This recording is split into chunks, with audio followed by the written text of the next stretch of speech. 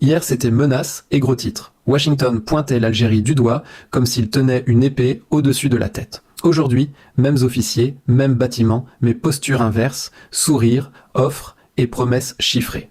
Le mec qui parlait sanctions veut maintenant signer des accords. Suspens total. Que s'est-il passé? Simple. L'intérêt géopolitique a changé d'adresse. La réalité a enterré la morale. Et dans ce basculement, l'Algérie se retrouve au centre d'une course mondiale. Chapitre: L'homme et le retournement. Marco Rubio. Pendant des années, il a joué la carte de la confrontation. Discours durs, menaces publiques, dossiers serrés. Puis politique et élections bouleversent la donne. Rubio devient l'un des visages de la diplomatie américaine. Résultat: accueil protocolaire à Washington et déclaration publique qui sonne presque comme une réconciliation. Chapitre: Nouvelle stratégie américaine. Oublie la morale affichée. Ici, l'enjeu s'appelle containment. Contenir Pékin, stopper l'avance de Moscou, sécuriser des ressources. Dans ce plan, l'Algérie n'est pas un adversaire, c'est un atout. Un pays qui peut verrouiller des routes stratégiques, fournir de l'énergie, stabiliser un voisinage explosif. Chapitre: Pourquoi l'Algérie intéresse tant? Géographie: porte de la Méditerranée, carrefour du Sahel. Ressources: gaz abondant, infrastructures déjà prêtes. Influence: pouvoir militaire et services de renseignement puissants. Bref, un partenaire capable d'impacter l'équilibre régional.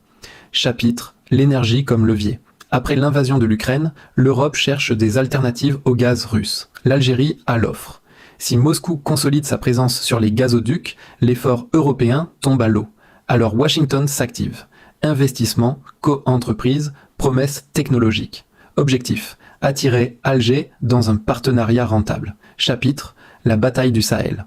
Tandis que plusieurs pays glissent vers l'influence russe, l'Algérie tient sa frontière, surveille, contient. Pour les États-Unis, perdre l'Algérie équivaut à ouvrir une autoroute stratégique pour les rivaux, d'où l'empressement. Chapitre: La Chine en toile de fond. Construction, port, 5G, zones industrielles. Chaque projet chinois tisse des dépendances. Cherchell devient symbole, port stratégique que Washington ne veut pas laisser à Pékin. D'où les contre-offres, l'argent et la diplomatie active. Chapitre: La politique algérienne, équilibre et pragmatisme. Alger ne choisit pas d'un camp, elle négocie avec tous, elle signe avec Moscou, discute avec les Américains, accepte la Chine à sa manière. C'est la diplomatie du funambule, jouer les puissances, les unes contre les autres, pour garder son autonomie. Conclusion. Coup d'éclat ou jeu dangereux. Ce rapprochement n'est pas un conte romantique, c'est un deal de pouvoir. L'Algérie gagne en influence, mais elle engage aussi des risques. Le monde se réinvente. La force se mesure en pipeline, en réseau d'influence et en capacité à rester indépendant. À vous de juger.